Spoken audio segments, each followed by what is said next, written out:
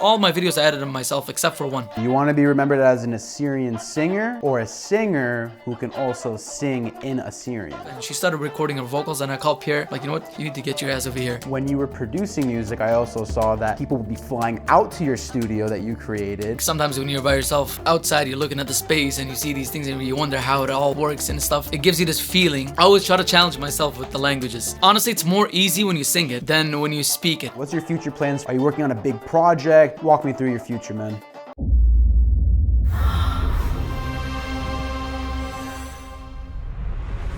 Today I have with me an extremely talented artist. He's a singer and producer located out in Ontario, Canada. He's known for singing multiple different languages: Arabic, Assyrian, Spanish, Greek, Farsi, English, you name it. The list goes on and on. I've lost count. We're gonna get to the bottom of how he knows so many languages today. The man, ESHO. How are you, my man? Good, how are you, brother? First and foremost, I just wanna say something to you.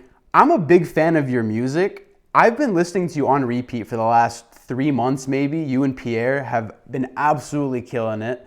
And seeing your work and your music videos genuinely and truly inspire me to keep going with my content. So I just wanted to first give you your flowers and say thank you very much for making the time, and I'm very much appreciative of your content. I want to thank you for contacting me and reaching out to me and for this, having me on here on your show. So I really appreciate it too. You got it, bro. You got it. And so let's start with the first question everyone has on their mind. How do you know so many languages? Do you speak them fluently? And just walk me through that, please. So here's the thing. I always get this question. I'm always trying to answer everybody. I don't really speak these languages. I listen to a lot of different type of music ever since I was really young. So I've always listened to not just Assyrian, not just Arabic, anything, Spanish, Persian, Greek. And after that, I'm like, you know what? I think I'm going to start like incorporating different languages in my singing. And I tried it once for fun. It was me and Pierre. We did it, which, by the way, Pierre is my first cousin. He's a phenomenal singer, like Arabic singer and Assyrian. Yeah, so we kind of started like with this back in 2017. I'm like, you know what? Can you do Arabic and I'll do like English and Spanish? So we tried it with our first song and then it came out like really, really nice. And we kept going for about like 3 years, I think. I always try to challenge myself with the languages. It's not, honestly, it's more easy when you sing it. Yeah. Than when you speak it, you know what I mean? Because you have more time. It's basically timed, like the vowels and everything. And if you just like pay attention close to how they're singing and how they're saying it, you can learn it like really quick. So are you just learning the right lyrics you need for that song in that moment, and then you perfect that, and you're not, okay, got you. Yeah, got you. So that's what it is. When you're listening to it so many times, and then you kind of hear this word in different songs, you hear the same word and you're like, wait, is this that word that I used in this song? And then you kind of start learning the language slowly, you know what I mean? So how many languages have you learned a little bit where you're like, you know what, I sang this enough, I can speak the language a little bit now? Spanish and Arabic, I would say 100%, because I did speak Arabic back in like Syria where I was born. So that one I would say I'm almost like 80%, 70% in Arabic now. Got it, love it. And so you mentioned Syria, and that's something I want to talk about. So why the move to Canada from Syria? I believe you were 12 years old. You were very young when you came to Canada, right? Yeah. I was 13 years old. We had to move. I think my dad thought that we had like better future here. It was better for us to be here. So my dad did everything he could to bring us here and start a like new life here. I also heard that he had a recording studio called Babylon in Syria. Is that correct? Yeah. Babel. Yeah. So when you guys left Syria, did your parents start Babylon again in Canada, or did they kind of leave that behind? My dad left that behind, but he kind of knew that I was going to start something, like pick it up from there. He's had that for the longest time, and he's done a lot of Assyrian singers. Most of our Assyrian singers that you know now, he's worked with them before. He kind of like started them up and with like the production and all the kind of stuff. I kind of grew up in that studio back home. And then I kind of picked up on instruments and seeing everybody recording in there. So when I came here, I ended up meeting some of my favorite artists, like here in Chicago. And who are some of those names? One of them is definitely Usher Bandoleros. You probably know him 100%.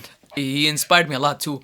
He actually kind of got me into that whole Spanish, flamenco, and all that kind of stuff. I didn't know how to play fingering with nylon guitars and stuff like that. He taught me that. So when your parents at least started in Syria, how did they get that established? Why did they decide the music industry? And if it wasn't music for you, because you said that you didn't start until you were 13, 14, taking it seriously, what would it have been for you if it wasn't music? What were you studying? What were you interested in?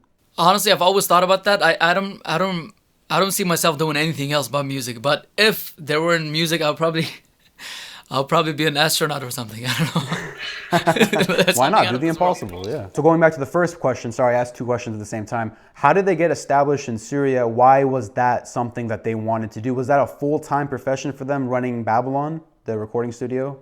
I think it was probably one of the main ones my dad did back home. He was actually he had achieved a lot back home. He got a degree for engineering, like electrical engineering, and then he became the mayor of that city.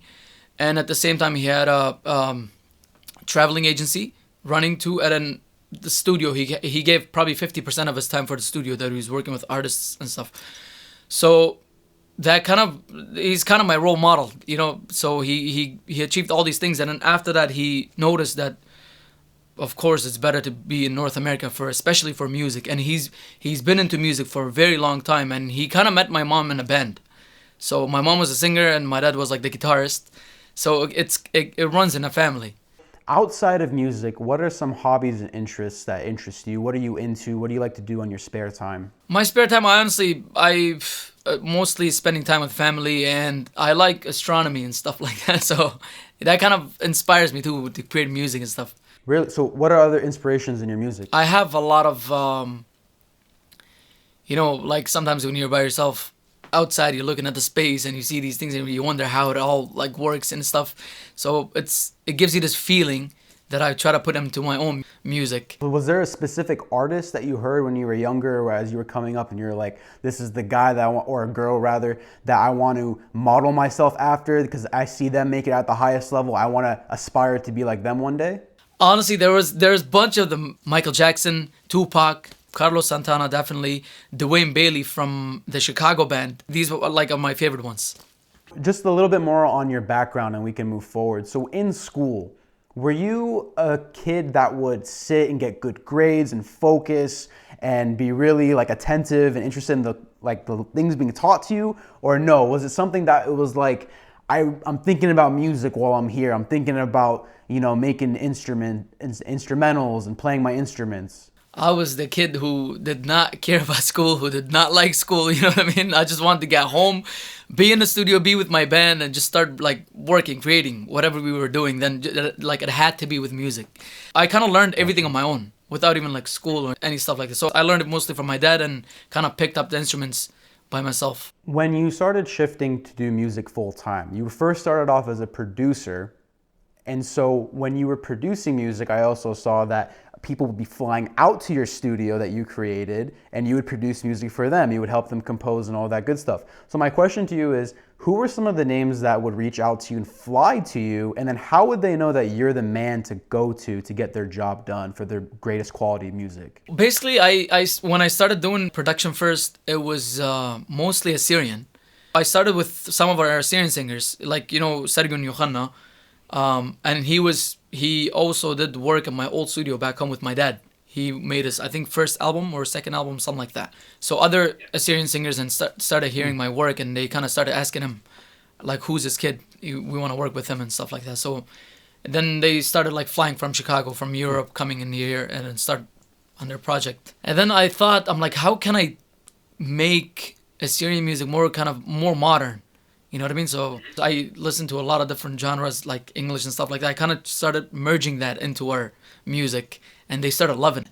And then everybody started calling me like, we want that new generation thing. You know what I mean? Like not using our typical like live drums and bass and guitar and keyboard that you would see at a party. So it's more like experimenting with sounds again, doing different things, trying to be something unique.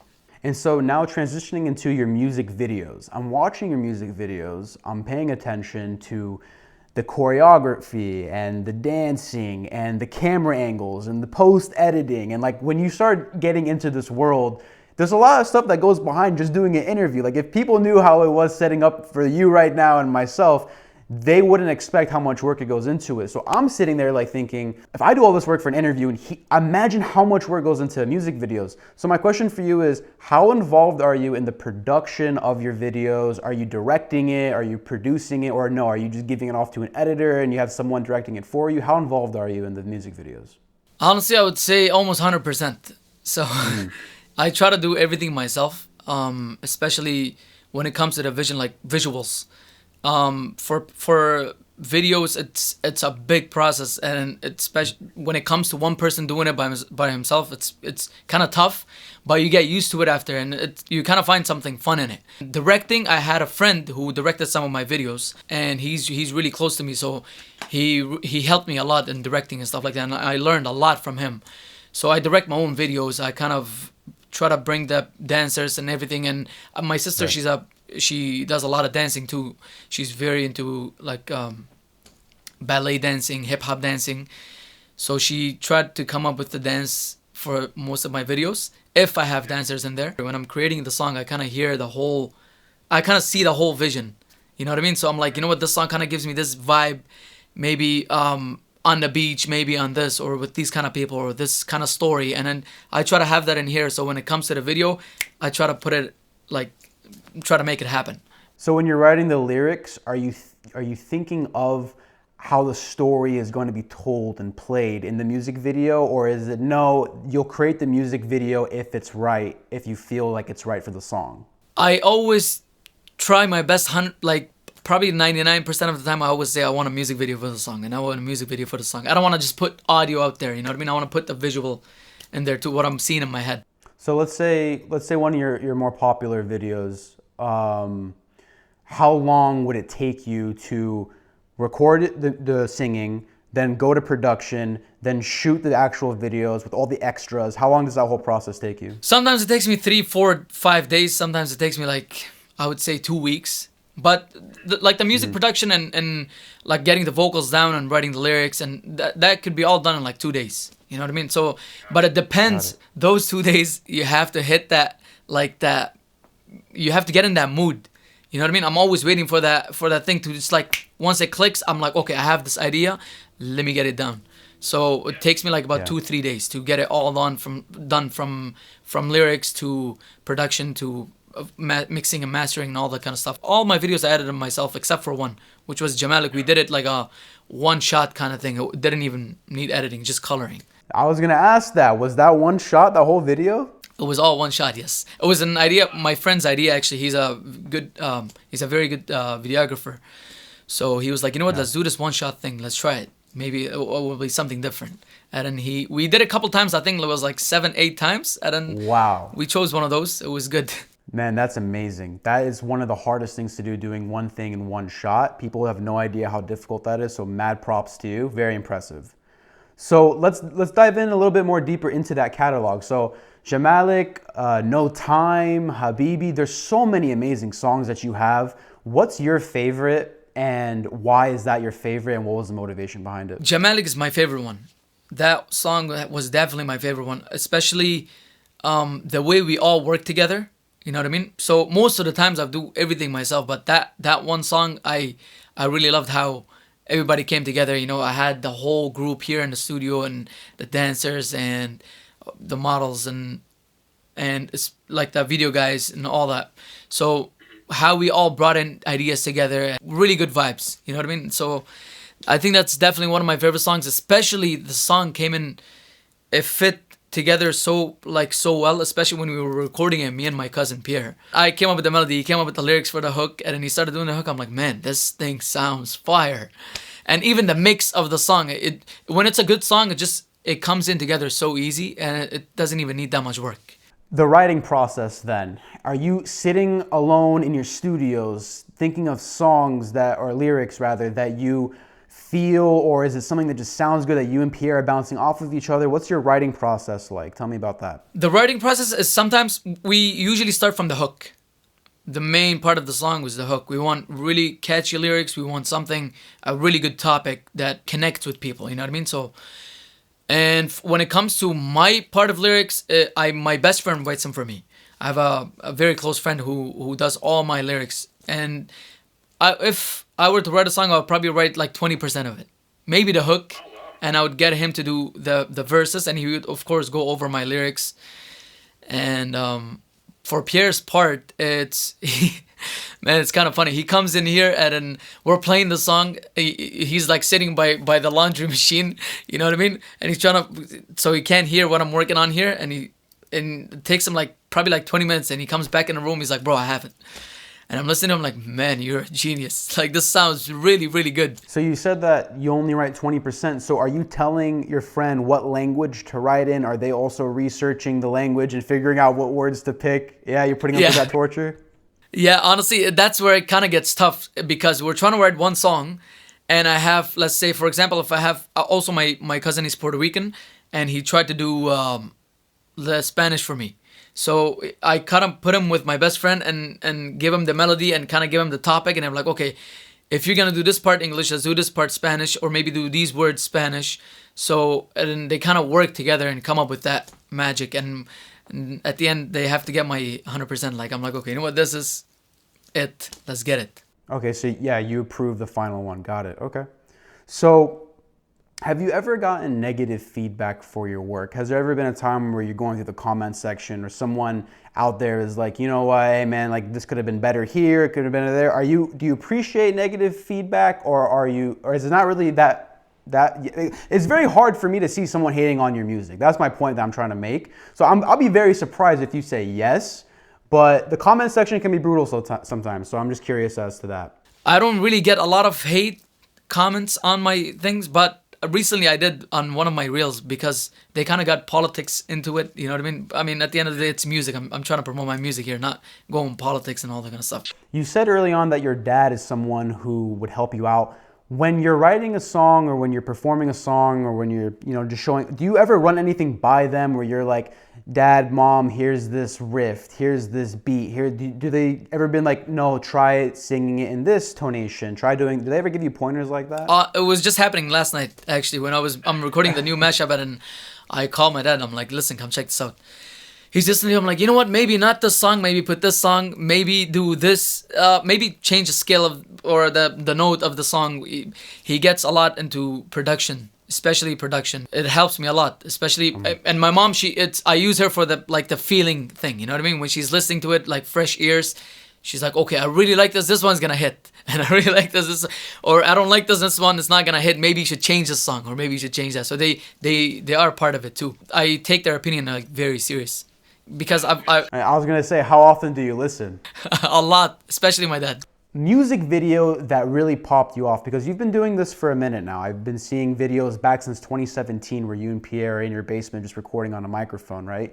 But it wasn't until recent where I feel that you really made a name for yourself, or the algorithm took your music far, and that was with that Mashup song. It was between you, Pierre, and please help me with her name. Is it Tiare? And okay, so not only were you singing in multiple languages, she was singing in multiple languages. How is it that you could find another person who could sing in just as good as you in another language and be both in the same music video? And then how did that music video end up coming about? How did you guys think of that? This was a trip to Europe. Me and Pierre, we had a wedding. We were doing a wedding for a friend of ours. So he really wanted us to perform at his wedding. And I promised him from like 2 years before he even got married. He's like, I want you and Pierre to be singing at my wedding. So he flew us over, and I knew Tiare for a very long time, and I knew she was a really good singer. She's married to a cousin of mine. So I was like to her, I'm like, you know what, let's do a collaboration, me and you and Pierre. And would you be able to sing this language and this language? And she surprised me, man. She's a crazy singer. I love her vocals, like her vocal range is crazy. And I had my laptop then, and we were sitting in her living room, and I was like, you know what, let me just produce something really quick, and she ended up buying a microphone, and we kind of hooked it up, and she started recording her vocals, and I called Pierre, like, you know what, you need to get your ass over here, start doing this. And I gave him a few songs, and I mixed them. It was done, I think, in like 2 days. We had the whole thing laid down. Now here's the interesting part. I have some of my favorite musicians are in Germany. The drummer that was in our video, and I have a bassist who's in Sweden. They're actually some of my role models as well, and I've learned a lot from them. Like drumming, I learned it from this guy named Joji. He's in Germany. He's probably, I would say, honestly, one of the best drummers in Assyrians.